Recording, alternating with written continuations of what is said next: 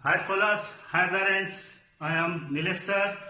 Recently we covered verb topic. Now it's a new topic, adverb. अब ये adverb होता क्या है? तो इसे हिंदी में कहा जाता है क्रिया विशेषण। क्रिया विशेषण।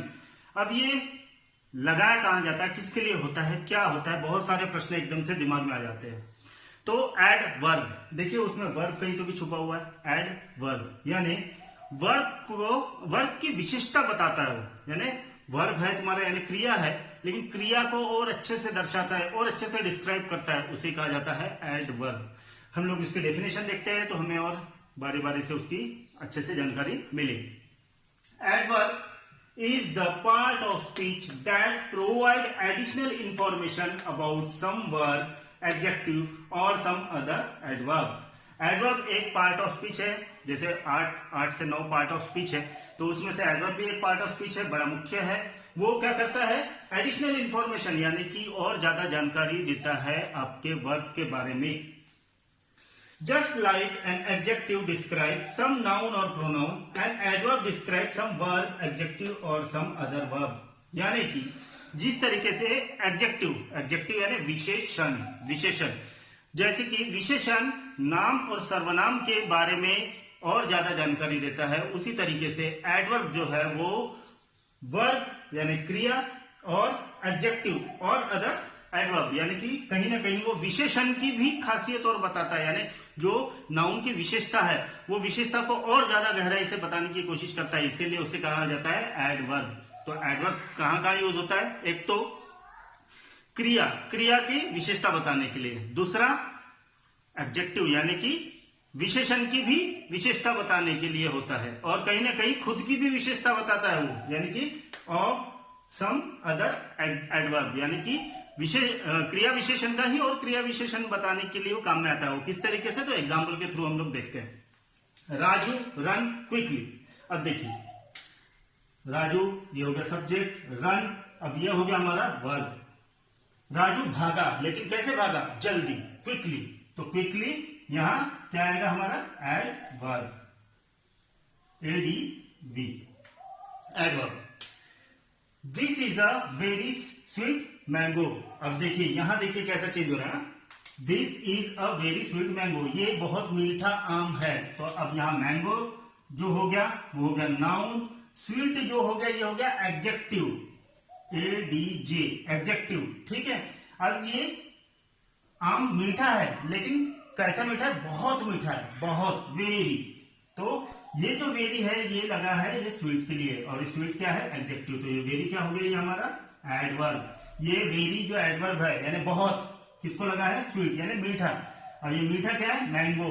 मैंगो एक नाउन है, नाम है, अब वो कैसा है, मीठा है, यानी कि नाम की विशेषता बता रहा है, स्वीट है ना। तो वो हो गया हमारा एडजेक्टिव। अब ये एडजेक्टिव स्वीट कितना स्वीट है, उसमें भी हम लोग पूछ रहे हैं कि कितना मीठा था, तो यहां हम लोग बता रहे हैं बहुत ज्यादा, यानी वेरी बहुत मीठा था। तो हम लोग क्या कर रहे हैं, यहाँ एडवर्ब लगा रहे हैं किसके लिए, एडजेक्टिव के लिए, और ये एडजेक्टिव किसके लिए है, नाउन के लिए। समझ में आया। तीसरा, सोनू रीड्स क्वाइट क्लियरली।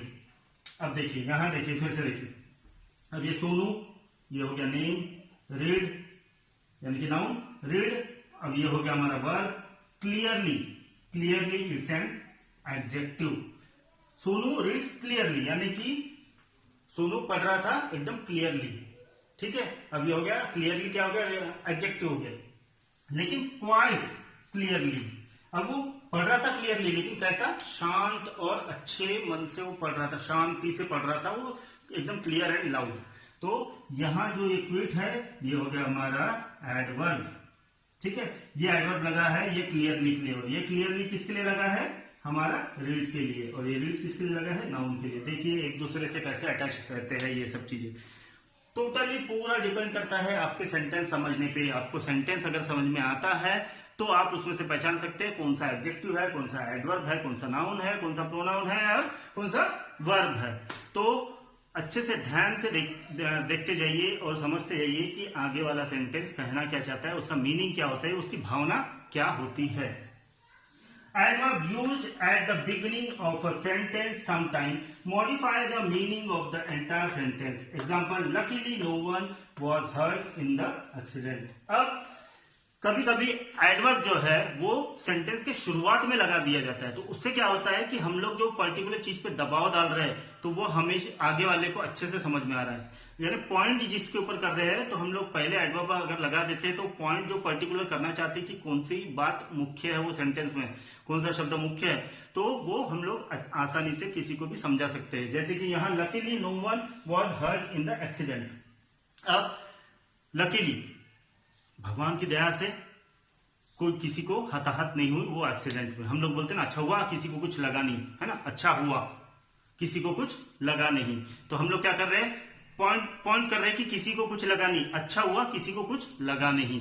तो इसीलिए और मॉडिफाई यानी कि सेंटेंस को और मॉडिफाई यानी कि उसमें और मसाला डालने के लिए, ताकि हम लोगों का और यानी कि वो बताने का जो भावना जो है कि आगे वाला किस तरीके से समझना चाहता है और हम किस तरीके से बोलना चाहते हैं, एक्साइटमेंट या समथिंग कुछ, तो इस तरीके से अगर समझा रहा है हमें तो हम लोग शुरुआत में ही एडवर्ब लगा देते हैं ताकि हम और अच्छे से उसमें मसाला और मिर्च लगाकर वो सेंटेंस को आगे वाले को बता सके। मसाला और मिर्च यानी कि एक्स्ट्रा का नहीं, लेकिन उसी को थोड़ा सा और मॉडिफाई यानी कि और ब्यूटीफाई करके हम आगे वाले को समझाने की कोशिश करते हैं, चाहे वो एक्साइटमेंट में हो या तो दुख के पल में हो, लेकिन किसी न किसी तरीके से हम लोग और ज्यादा तवज्जो देते हैं पर्टिकुलर वो सेंटेंस में कोई एक शब्द के लिए। तो इसीलिए हम लोग सामने एडवर्ब लगाते हैं।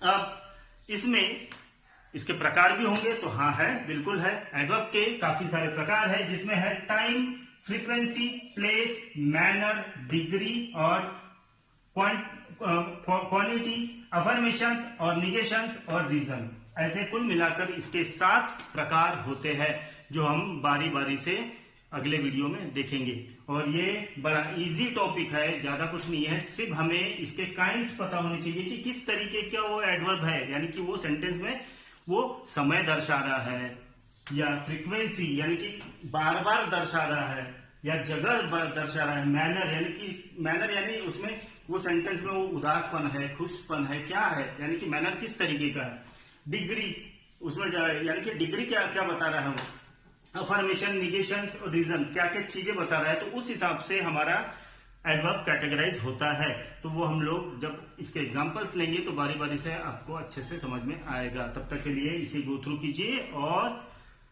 ध्यान देकर आप पूरे ये गो थ्रू कीजिए, क्योंकि मैं इसके ऊपर टेस्ट लेने वाला हूं। हर एक टॉपिक जितने हुए हैं अपने ग्रामर के, अभी तो पार्ट ऑफ स्पीच ही चालू है अपने, तो हर एक टॉपिक जितने भी वीडियोस मैंने आज तक बनाया हूं, मैं हर एक वीडियो पे एक एक तो भी वर्कशीट सब यानी कि व्हाट्सएप पे या अपने चैनल पे जो भी है उसमें मैं डालते रहूंगा और आप लोगों को उसका रिप्लाई करना बहुत जरूरी है। Specially 9th, 8th, 9th, 10th इन लोगों ने बहुत बारीकी से ये इसके ऊपर की वर्कशीट जो भी दूंगा वो आप लोगों को प्रॉपरली सॉल्व करना है और मुझे रिप्लाई करना है अपने ग्रुप पर कि ये है सर हमारा और ये हमने वर्कशीट सॉल्व करके भेजी है। क्यों, इसके पीछे भी कारण क्या है आप लोगों का, स्पेशली मैं 8th, 9th, 10th पेरेंट्स और स्टूडेंट, आप दोनों ध्यान से सुनिए ये बात। 8वीं 9वीं 10वीं में टेक्स्ट बुक का कोई काम नहीं है। मैं तो बोलता हूं जला के फेंक दो, है ना कंफ्यूजन कि जलाकर फेंक दो, क्यों बोल रहे सर, क्योंकि उसमें से आपका कोई भी एक्सरसाइज उतरती नहीं है। टोटली जो इंग्लिश का पेपर होता है वो पूरा होता है ग्रामेटिकल बेस। अगर आपका ग्रामर मजबूत है तो आपको पेपर सॉल्व करने में आसानी होगी। और हाँ, टेक्स्ट बुक से उतरता है, लेकिन क्या उतरता है, पैसेज। अब पैसेज टेक्स्ट बुक से उतरे या अनसीन उतरे, हमको तो उसमें से देख के ही लिखना है ना, लेकिन हमें मेन कॉन्सेंट्रेट क्या पे करना है, ग्रामर पे, हमारा राइटिंग स्किल पे, इस पे हमें ज्यादा ध्यान देना है। तो इसीलिए grammar is very important thing in language, चाहे वो हिंदी हो, मराठी हो या इंग्लिश हो, उसका व्याकरण बहुत इंपॉर्टेंट होता है। टेक्स्ट बुक कोई काम में नहीं आएगी 8वीं 9वीं 10वीं क्लास, ध्यान रखिए 8वीं 9वीं 10वीं क्लास कोई भी टेक्स्ट बुक काम में नहीं आएगी आप लोगों को, लेकिन आएगा तो ग्रामर काम में आएगा। अगर आपको ग्रामर आता है यानी आपको सेंटेंस बनाते आता है, तो आप किसी का भी आंसर आसानी से लिख सकते हैं। ठीक है। और जहां क्वेश्चन आंसर की बात आती है तो वो तो होता है पैसेज से, तो पैसेज से देखकर आप लिख सकते हैं, ठीक है। तब तक के लिए stay safe, stay at home, protect your family from COVID-19 and buy Chinese product totally, wear masks everywhere. Jai Hind.